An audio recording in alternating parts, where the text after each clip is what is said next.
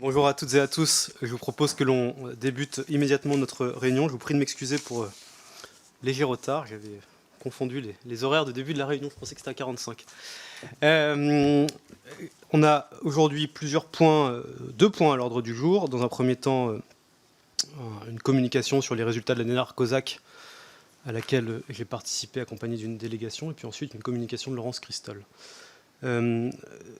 Sur la COSAC. Elle a été évidemment très largement dominée par l'actualité de la guerre en Ukraine, avec notamment la présence de la présidente de la Commission sur l'intégration de l'Ukraine à l'Union européenne de la Rada, qui a rappelé évidemment le contexte dans lequel se trouve aujourd'hui l'Ukraine, mais qui a souligné que l'objectif de la Russie était de mettre à bas l'économie ukrainienne et de provoquer ainsi une crise humanitaire majeure entraînant des vagues de réfugiés et de personnes déplacées à l'intérieur du pays. Elle a rappelé que les infrastructures énergétiques civiles ukrainiennes ont été très largement détruites. Elle parlait de 40% la semaine passée. Je crois que depuis, les chiffres ont évidemment continué de progresser. Au moment où l'on se parle, il y aurait de nouvelles frappes sur Kiev, visant là aussi des infrastructures énergétique. Le maire de la ville, Vitaly Klitschko, vient d'en faire état à l'instant, entraînant évidemment de graves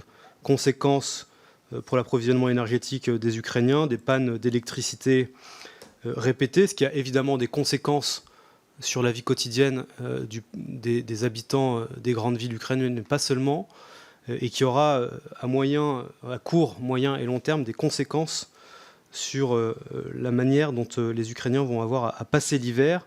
Et j'ai tenu à rappeler lors de cette conférence de la COSAC que la France se tenait évidemment aux côtés des Ukrainiennes et des Ukrainiens face à ce que l'on peut appeler, ce que l'on peut qualifier de stratégie de terreur menée par la Fédération de Russie qui vise les infrastructures énergétiques, et que le 13 décembre prochain se tiendra à Paris une conférence internationale pour la résilience de l'Ukraine, avec pour objectif clair la fourniture de matériel divers et variés, de groupes électrogènes, de générateurs, de combustibles, au fond tout ce dont l'Ukraine aura besoin pour passer l'hiver, mais aussi avec la volonté, à travers cette conférence,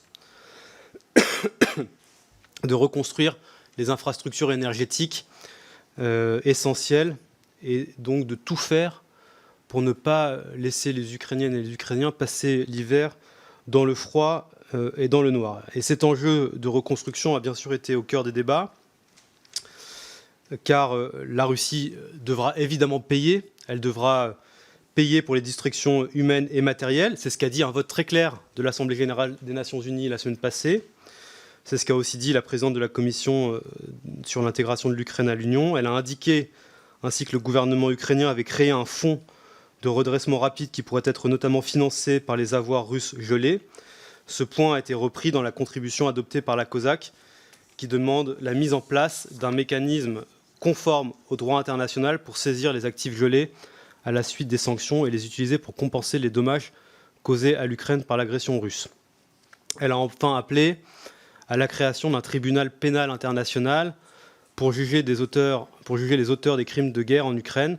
Ce point a également été repris dans la contribution adoptée par la COSAC. Au-delà du débat ukrainien, cette réunion de la COSAC a été rythmée, marquée par des débats aussi sur l'avenir de l'Union au sens large.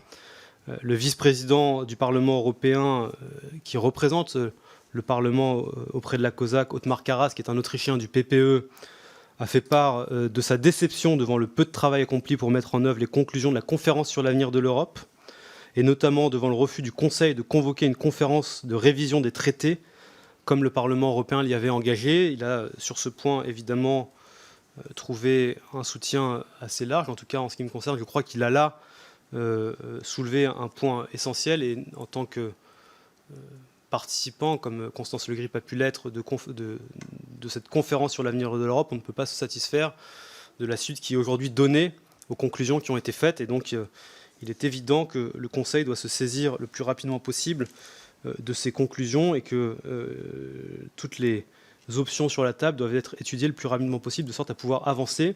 Il y aura le 2 décembre prochain, je crois, à Bruxelles, une réunion sur les suites de cette conférence. Cela sera évidemment abordé.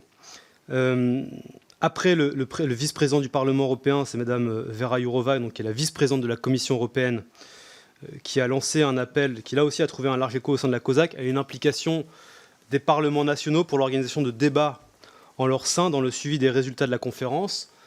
Charles Sitzenstuhl, qui m'a accompagné, a lui aussi sont intervenus dans ce débat, et il pourra peut-être évidemment nous dire ce qu'il a pensé plus globalement de cette COSAC. Marietta Karamanli faisait aussi partie de la délégation, et nos collègues sénateurs. Sur le thème de l'autonomie stratégique européenne, Maroš Šefčovič, qui lui aussi est vice-président de la Commission européenne, a rappelé que l'Union avait réussi à réduire de 15% sa consommation de gaz et de faire passer les importations de gaz russe de 40% à 7,5% grâce au doublement des livraisons de gaz naturel liquéfié américain et norvégien. Un des enjeux de l'autonomie stratégique européenne est désormais du risque de pénurie de puces électroniques. Il a annoncé que la Commission présentera une proposition de législation sur le sujet en février 2023. Václav Bartuška, qui est lui l'ambassadeur sur la sécurité énergétique pour la République tchèque, a de son côté rappelé qu'avant le début de la guerre, il avait 40% d'importations de matériaux énergétiques d'origine russe et que ces importations sont désormais presque à zéro. Enfin, le dernier thème était celui de l'intégration européenne des pays des Balkans. Mirek Topolánek, qui est l'ancien Premier ministre tchèque, a regretté que les anciens États membres donnent la priorité à de nouveaux modes de coopération plutôt qu'à l'adhésion, et a appelé à un changement de paradigme. L'Union doit élargir son espace de liberté, de prospérité et de paix plutôt que de rechercher son approfondissement, selon lui. Différentes mesures ont été évoquées par les différents intervenants. L'ouverture rapide des négociations d'adhésion avec l'Albanie et la Macédoine du Nord, l'accélération de celle ouverte avec la Serbie et le Monténégro, le soutien à la Bosnie-Herzégovine afin qu'elle puisse accéder au statut de pays candidat et des mesures de libéralisation des visas avec le Kosovo. Le dernier point que je voudrais évoquer avec vous est celui des suites des groupes de travail institués au sein de la COSAC, sous présidence française, sur le rôle des parlements nationaux et de l'état de droit dans l'Union. Vous le savez, mon homologue du Sénat, Jean-François Rapin, a été extrêmement actif sur ce sujet, puisqu'il était lui-même en exercice au moment de la présidence française. Et donc j'ai défendu à ses côtés pour que le paragraphe 20 de la contribution soit plus ambitieux. Nous avons déposé un amendement afin que la COSAC salue non pas la création des groupes de travail, mais leurs conclusions, parmi lesquelles figurent des préconisations intéressantes comme l'octroi aux parlements nationaux d'un droit d'initiative législative indirecte, le fameux carton vert. Que la Commission, le Conseil et le Parlement européen soient officiellement saisis des propositions des groupes de travail et y répondent, et pas seulement prendre note des travaux et y réfléchir comme cela a été indiqué dans les conclusions de la COSAC. Cet amendement a été mis aux voix. Il a obtenu le soutien de 22 assemblées et l'opposition de 22 autres, ce qui fait qu'en l'état des règlements de la COSAC, où il faut un vote favorable des 3/4 des suffrages exprimés, il n'a pas été adopté. Nous avons essuyé une opposition assez vive du Parlement européen, qui s'est démultipliée pour s'opposer à toute disposition revenant à augmenter le rôle de la COSAC. Sa position a trouvé un écho assez large auprès des pays scandinaves, d'Europe centrale et orientale, qui ne souhaitent pas développer le rôle collectif des parlements nationaux, soit parce qu'ils sont par principe réticents à l'égard de tout approfondissement de la coopération politique européenne, soit parce qu'ils craignent que la COSAC puisse prendre des positions qui engagent leur Parlement.